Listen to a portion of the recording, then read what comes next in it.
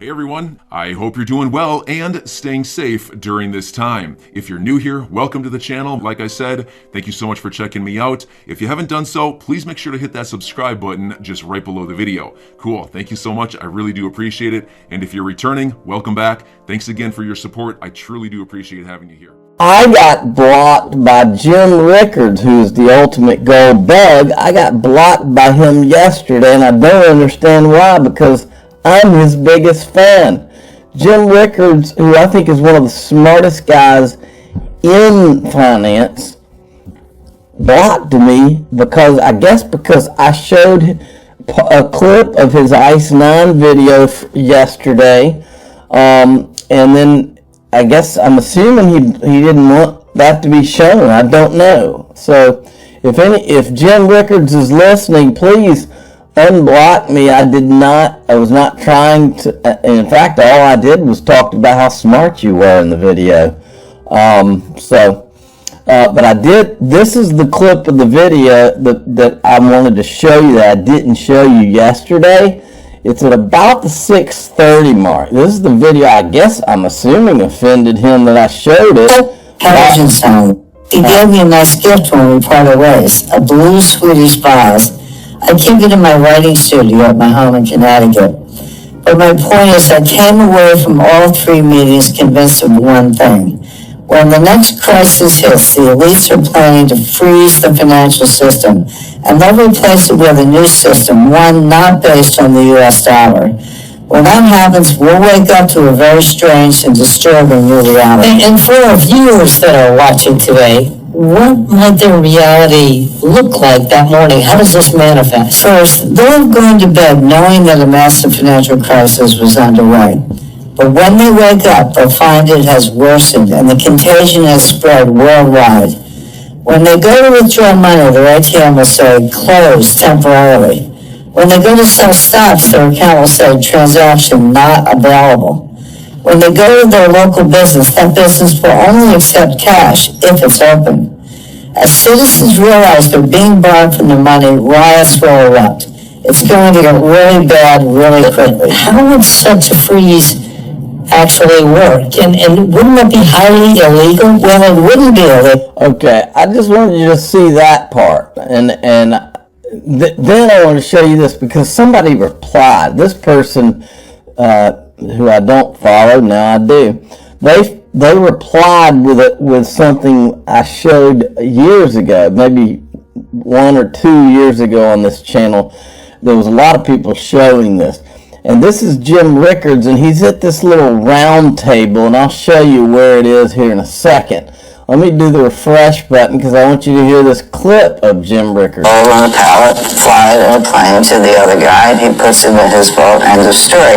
And you know, Steve knows better than anyone, when you do things on net instead of gross, it's a much smaller transaction. If you had to pay for everything with gross gold, that's unwieldy. But if you keep score in crypto and then settle up on net, you know, every 6 months or so, that works fine. Now notice, everything I just said, there's no dollar, and that was Doug's point. Are we looking at the dethroning of the dollar? If we've got gold, Putin's crypto, Xi crypto, a distributed ledger, and a large trading network. That's right. Not involve dollars, does not involve SWIFT. Is that the beginning of the end of the dollar? And it might be. Did you hear what he said? He said Putin's crypto, Xi's crypto, and then a digital ledger, okay? Remember when David Schwartz described how it would work when CBDCs are being built on the XRP ledger? The way I remember him saying it, he was saying, okay, you got these walled gardens, and then the wall comes down, and then they use XRP as a bridge to go to so the way I picture this is the Chinese their crypto, the wall comes down, the digital yuan, then it goes through XRP as a bridge to Russia, then their wall comes down, and it goes into the digital ruby, whatever their currency is, ruble, and so that's how XRP could be a bridge. That's how you could create some type of a compromise, a shared world reserve currency, the way yesterday, what's his face, Jerome Powell said something to the effect that there could be many world reserve currencies or something like that. Okay, so there's that. Now, this is where he was speaking in that little video clip.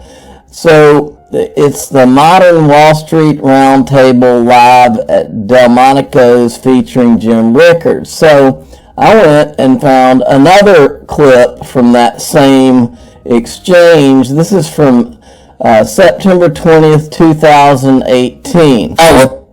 There are some cryptos that are working with regulators and are working with banks. Ripple would be an example. And this is and I can imagine in the next 5 years, instead of us doing sterling against the dollar or sterling against yen and doing these kinds of transactions, we'll do sterling versus Ripple. And the reason being, dollar right now is a 2-day settlement. With something like Ripple, you could do settlement in seconds. And I think that there's a future there where the guy that's trading spot FX today will be trading spot FX against Ripple in the future, in the next 2 or 3 years. So I think that Ripple has a great future because it's right now supported by all the banks and by all the regulators. Let's go back. While this guy's talking about Ripple, look at Jim Rickards' head. He's not shaking his head no and rolling his eyes. Watch his head. And the reason being, dollar right now is a 2-day settlement. With something like Ripple, you could do settlement in seconds. And I think that there's a future there where the guy that's trading spot FX today will be trading spot FX against Ripple in the future, in the next 2 or 3 years. So I think that Ripple has a great future because it's right now supported by all the banks and by all the regulators. And it hasn't lasted. Now it's important, Jim Rickards is not shy about telling you if he thinks you're wrong. And he did not correct that guy in that clip, okay? Now, there's also another clip of Jim Rickards that's worthy of hearing about XRM. Merchant acquirer accepts your MasterCard, then they got to hand it over to the local bank. That bank has to send it to a correspondent bank in Sydney, Australia. The bank in Sydney, Australia has got to run it through the Visa network. Then they got to get paid. Then they got to send it back to this little bank. So think of all the steps, all the costs, etc. What if you could replace that with a blockchain? And they are doing this, by the way. This is a real pilot. We're using the Lumen token. Well, IBM has built this. Lumen is the token of choice. It's working extremely well.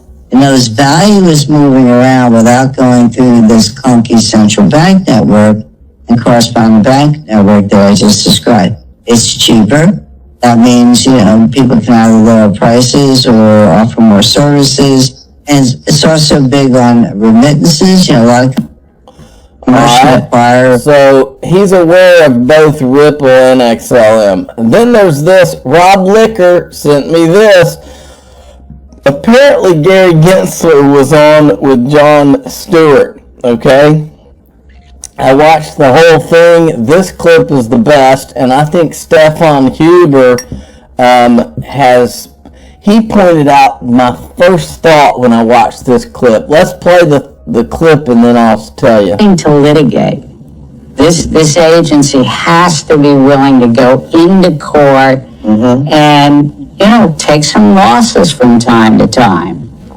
But go into court. Right. I think all of those things, but it's trying to use high-profile cases to bring folks back on the right side of the line to litigate. This agency has to be willing to go into court and, take some losses. From time to time. Now, somebody that's listening to my voice, because I don't know if we can find this clip. It might be tough to find, but somebody can find it. Somebody knows exactly where it is. We need the clip of Gary Gensler, because Stefan Huber is right. He says, where's this video from? The fall of last year. Fall of last year, Gary was still trumpeting, we haven't lost a case yet. I remember him saying this, folks. This was said. Please help me find that video, because we need to put what he just said at the end of this year. We need to put him saying they've never lost a case at the beginning of the year. That needs to be one video that we can put out, because he did say it, and I don't remember where he said it. Usually these things are delivered up, but that was just one of those random clips that was not at the time as significant to me. But he did say it.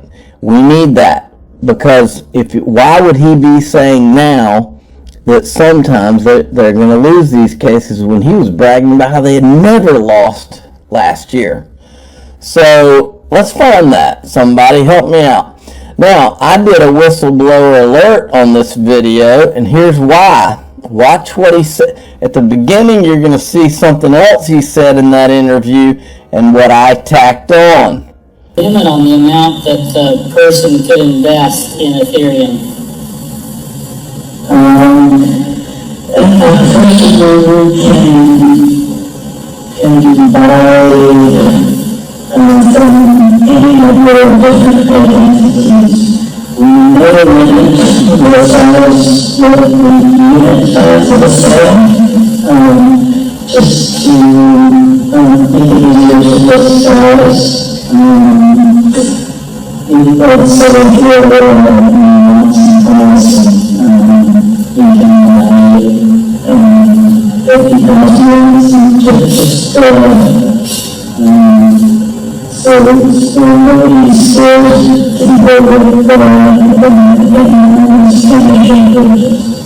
I think you get the point, folks.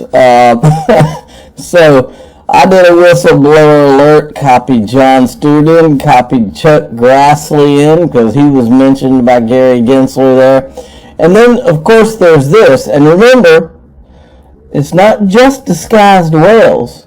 We know three things. We know from the videos I've shown, it's their own words. We know that JP Morgan was involved with Ethereum. They were there before it launched. We know that Goldman Sachs developers were working on the Ethereum project, because Charles Hoskinson said it before it was launched.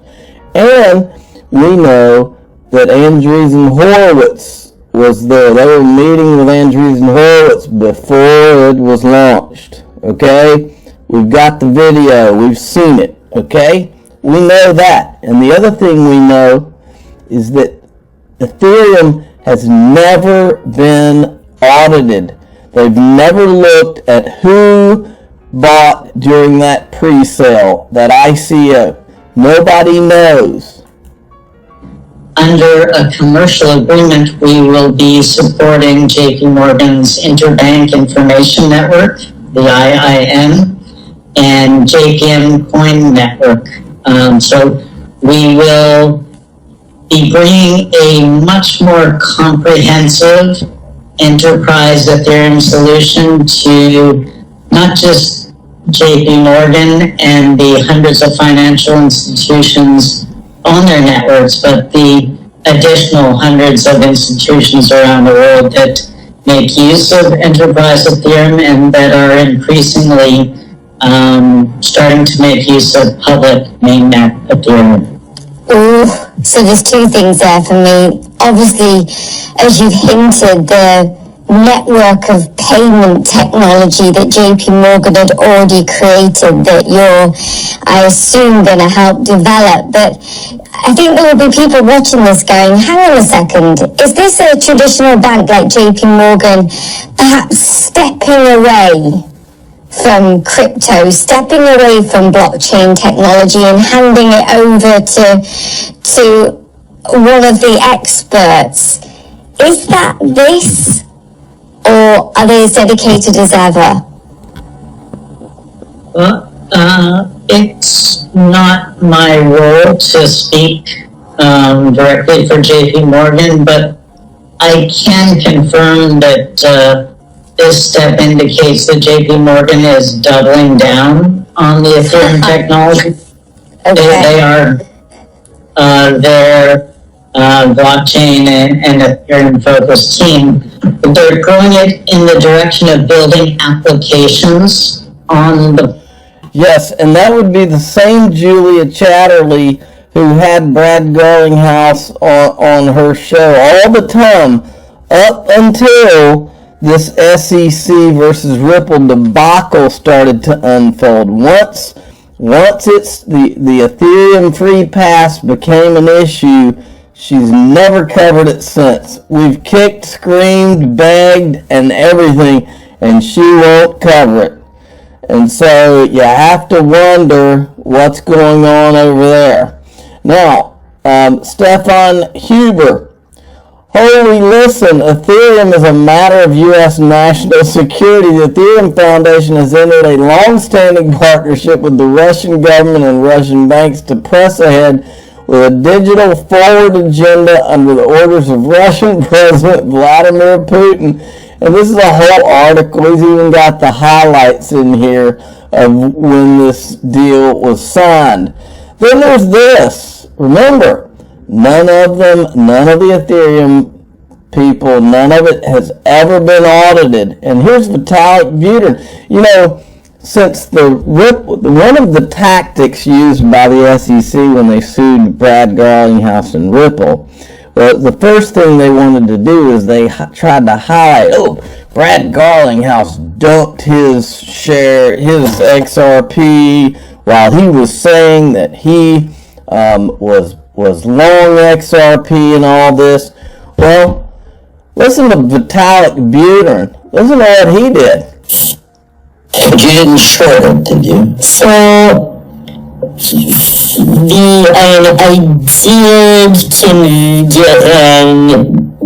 did get the Ethereum Foundation to sell about 70,000 ETH, like basically at the top, and that's doubled our runway now. So it was one good decision that had a lot of impact, but they're not short. Well, wouldn't it be interesting to see what all of them were saying, what he was saying around the time that he instructed the Ethereum Foundation to dump 70,000 ETH tokens. I'm your guy. I will keep you posted. I'm your advocate. I'll be back on a daily basis, usually multiple times per day, with these videos to keep you updated with everything going on. So, I hope you enjoyed the video. If you haven't done so, make sure to hit that subscribe button. Feel free to share any of my videos with your friends, family, social media, or anybody who may care to listen. Thanks so much for your continued support. I'm always here for you. I want to help you through this time. So thank you so much for continuing to choose me. Enjoy your day, stay safe, and I'll catch you again probably in a couple hours. Thanks, everybody. See you later.